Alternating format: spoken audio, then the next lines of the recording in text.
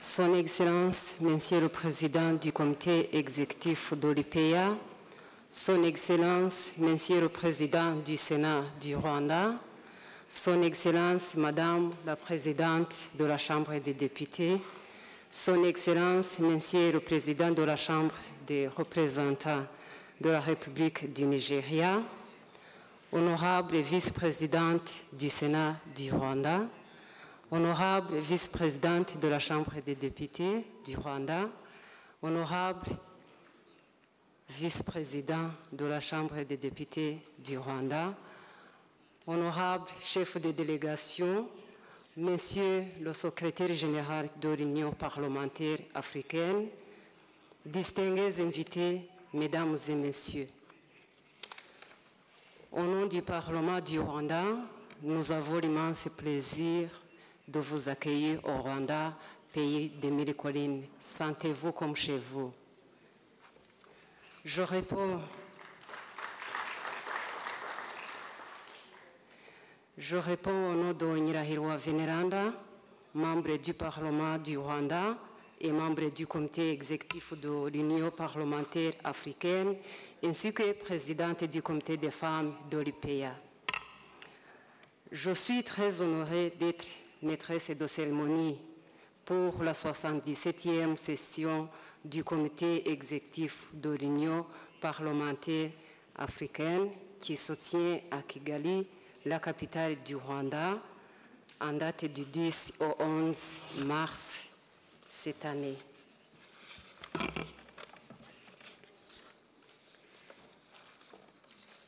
Pour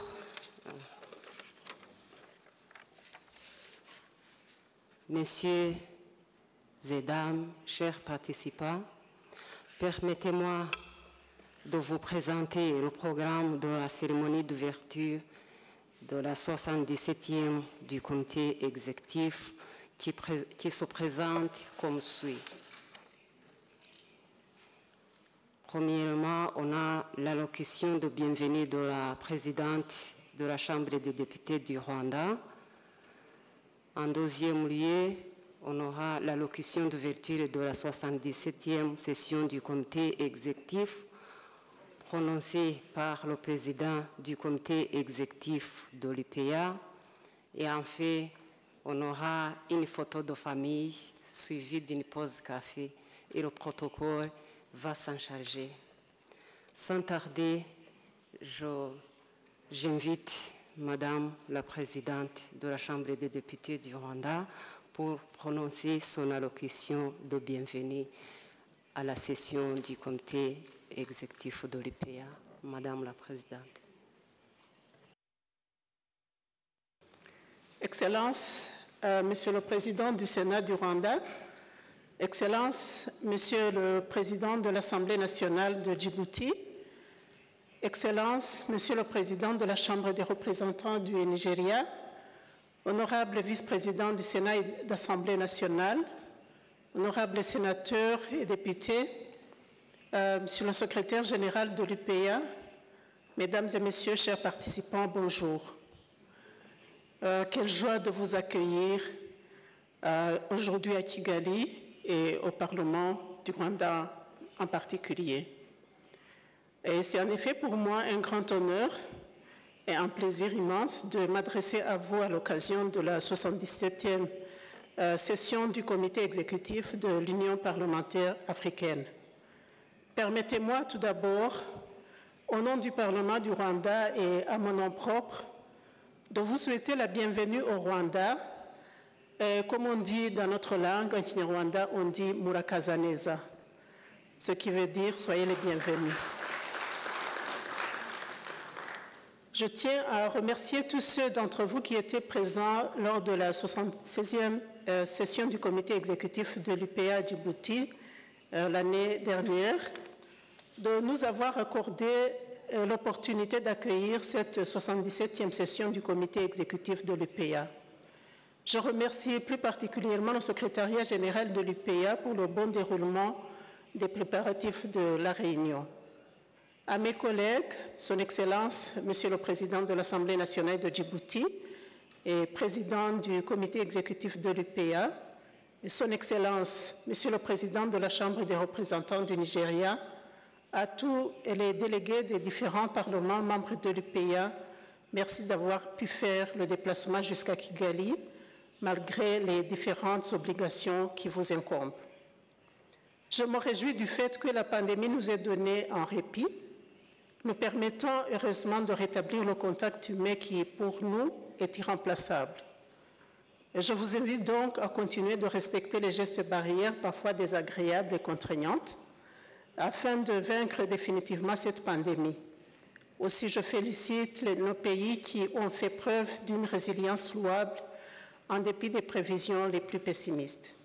Excellences, honorables Mesdames et Messieurs les participants, c'est donc dans un contexte de post-Covid-19 que notre rencontre se tient et nous ne manquerons pas de saisir cette opportunité pour discuter en tant que parlementaires de la voie à emprunter pour relancer nos économies et nos systèmes sanitaires et de la reprise de la vie en général.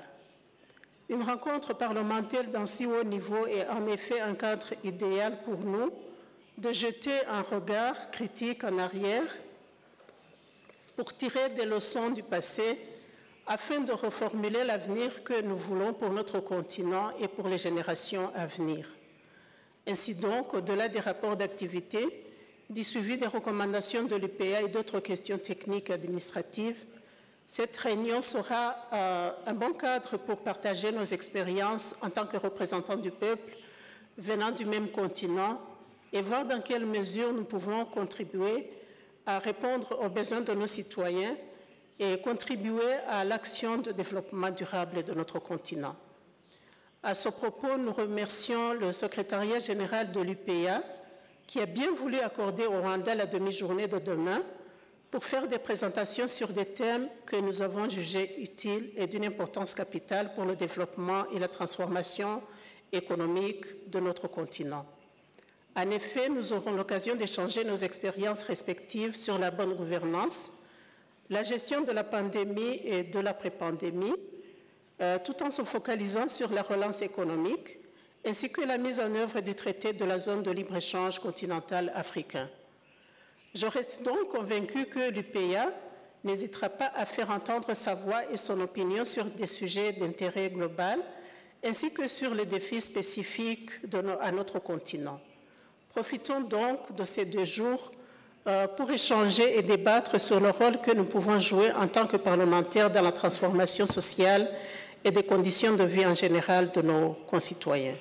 Excellences, Mesdames et Messieurs honorables et distingués invités, ma tâche était simplement de vous souhaiter la bienvenue au Rwanda et au Parlement en particulier. N'hésitez surtout pas à faire le tour de la ville de Kigali quand vous en aurez l'occasion, ou même aller en dehors de la ville de Kigali pour découvrir la beauté de notre pays et les valeurs de la culture rwandaise. Sans prendre trop de temps, je voulais réitérer notre joie de vous accueillir au Rwanda. Je voudrais également encore une fois remercier les responsables de l'UPEA pour les efforts déployés afin que les préparatifs de cette session se déroulent dans de bonnes conditions. Je vous souhaite plein succès dans vos travaux et un agréable séjour au Rwanda, pays des 1000 collines. Je vous remercie pour votre aimable attention. Merci beaucoup, Son Excellence, Madame la Présidente de la Chambre des députés, pour cette allocution de bienvenue aux participants de la 77e session du Comité exécutif de l'Union parlementaire africaine. Maintenant, j'invite Son Excellence, le Président du Comité exécutif de l'UPEA, à délivrer son allocution. Merci. Assalatu wassalamu ala rasulillahi sallallahu alayhi wa sallam. Excellences, Monsieur le Président du Sénat du Rwanda, Excellences, Madame la Présidente de la Chambre des députés du Rwanda, Excellences, Monsieur le Président de la Chambre des représentants de la République fédérale du Nigeria, honorables membres du comité exécutif de l'UPEA, honorables parlementaires, Monsieur le secrétaire général de l'UPEA, distingués invités, c'est avec un plaisir renouvelé que je m'adresse à cette auguste Assemblée à l'occasion de la séance inaugurale de la 77e session du Comité exécutif de l'Union parlementaire africaine. Avant de poursuivre mon propos, le devoir de mémoire, l'obligation de se souvenir m'amène à rappeler amplement qu'il y a près de 30 années, le peuple rwandais a été profondément marqué par une tragédie, un massacre de grande ampleur, l'extermination de centaines de milliers de Rwandais. Cette page douloureuse de l'histoire récente du Rwanda a meurtri le cœur de tous les Africains, et quand, dans certains moments de crise, le sentiment racial prend le pas sur le sentiment humain, le souvenir du génocide rwandais est là pour nous appeler à la sagesse, à la raison, et nous souffle à l'oreille avec insistance, plus jamais ça. Je vous prie de bien vouloir vous lever pour observer une minute de silence à la mémoire de tous ceux qui sont morts pour que vive le peuple rwandais.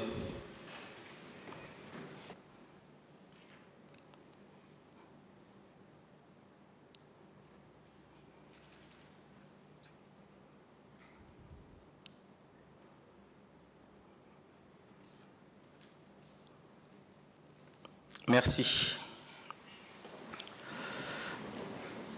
À présent, je voudrais m'acquitter d'un agréable devoir, celui de saluer, au nom de mes collègues, présidents du Parlement, des chefs de délégation et des parlementaires présents à cette rencontre, Son Excellence M. Paul Kagame, président de la République du Rwanda, dont la vision ne cesse d'inspirer ses pairs africains en matière de bonne gouvernance et d'initiatives innovantes.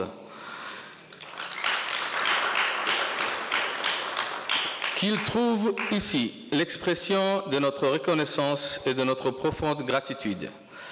Qu'il me soit également permis, au nom de tous, d'adresser au président des deux chambres du Parlement rwandais ainsi qu'au groupe national rwandais de l'UPA, nos remerciements pour l'accueil chaleureux et fraternel dont nous avons été l'objet depuis que nous avons foulé le sol du Rwanda. Je dois, à cette occasion, je dois dire que c'est avec l'enthousiasme et à l'unanimité que nous avons accepté l'aimable proposition du Parlement rwandais d'accueillir la 77e session du Comité exécutif de l'Union parlementaire africaine dans cette belle et verdoyante ville de Kigali.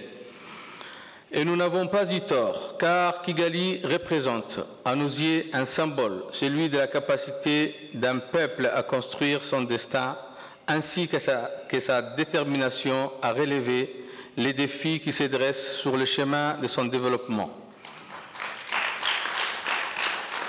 Excellences, Mesdames, Messieurs les présidents du Parlement, honorables députés, Mesdames et Messieurs, notre session se tient au moment où le monde est confronté à des crises diverses et à des défis majeurs qui ont pour nom réchauffement climatique, terrorisme, migration non ordonnée, pandémie de Covid-19, pauvreté, pour ne citer que cela. Sur toutes ces problématiques qui interpellent notre conscience d'élus, l'Union parlementaire africaine a toujours fait entendre la voix des populations africaines, leurs préoccupations, leurs aspirations à plus de bonheur et de progrès. Elle a travaillé inlassablement à la promotion de la paix, du développement humain et de la démocratie en Afrique. Cette œuvre doit être poursuivie car, dans la plupart des cas, il s'agit de processus jamais achevés ou alors il s'agit de problèmes structurels qui recommandent une vigilance permanente. Parfois aussi, ce sont des graves reculs qui sont enregistrés, comme c'est le cas aujourd'hui, en matière de démocratie, où nous assistons à la résurgence des coups d'État militaires, particulièrement dans la zone ouest de notre continent. S'agit-il d'un épiphénomène d'une remise en cause du concept de démocratie tel que nous l'avons toujours compris ou d'une réponse à la détresse des populations liée à la malgouvernance et à la gestion de la crise sécuritaire qui traverse plusieurs pays de notre continent. Les interrogations nombreuses et légitimes invitent à consacrer à cette question d'actualité toute l'attention qu'elle mérite. Dans cette perspective, honorables membres du comité exécutif, en concertation avec vous et en rapport avec nos partenaires, je proposerai qu'une conférence soit organisée dans un pays membre de l'UPA sur la crise de la démocratie en Afrique. Elle sera l'occasion d'approfondir l'analyse de ce phénomène pour mieux le comprendre et lui apporter les solutions que nous jugerons appropriées. Dans la même veine, nous avons engagé des échanges sur la possibilité d'organiser des autres rencontres internationales au cours de cette année 2022. L'une sur la mise en œuvre des résultats de l'étude conjointe réalisée par l'UPA et l'Union interparlementaire sur le sexisme, le harcèlement et la violence faite aux femmes dans les parlements d'Afrique, l'autre sur la douloureuse question du terrorisme. Il est réjouissant de rappeler que le Parlement rwandais détient le palmarès mondial du plus grand pourcentage de femmes dans les parlements, démontrant ainsi la place qu'occupe réellement la femme dans la vie sociale, politique et économique du Rwanda. S'agissant de la violence à l'encontre des femmes et particulièrement de l'égalité homme-femme, je dois dire que la lutte pour l'égalité des genres aboutira, et elle aboutira tout simplement parce qu'elle n'est que juste rendue à nos sœurs, à nos filles, à nos mères. Si l'on y prend garde, les progrès enregistrés sur cette problématique risquent d'être annihilés par la violence à l'encontre des femmes, violence qui les prive de leur liberté d'expression, de leur participation dans la prise des décisions et par voie de conséquence de leur participation à la gestion de la cité. L'objectif ici serait une tolérance zéro. En ce qui concerne le terrorisme, aucun pays, aucune nation n'est à l'abri de ces fléaux qui hantent nuit et jour nos populations. Ils ont de tous les moyens pour aboutir à ces fins en massacrant des populations aussi bien civiles que militaires. Ce n'est nullement un hasard, honorables membres de l'UPA, si vous avez décidé de consacrer la prochaine conférence de l'UPA à cette brûlante et préoccupante question.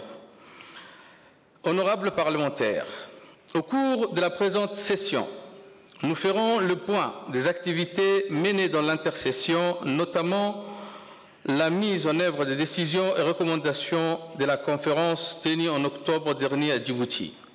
Nous examinerons les comptes de gestion des années 2020 et 2021, ainsi que les rapports des vérificateurs qui s'y rattachent, et nous adopterons l'ordre du jour de notre 44e conférence qui se tiendra à Harare à l'aimable invitation du Parlement du Zimbabwe.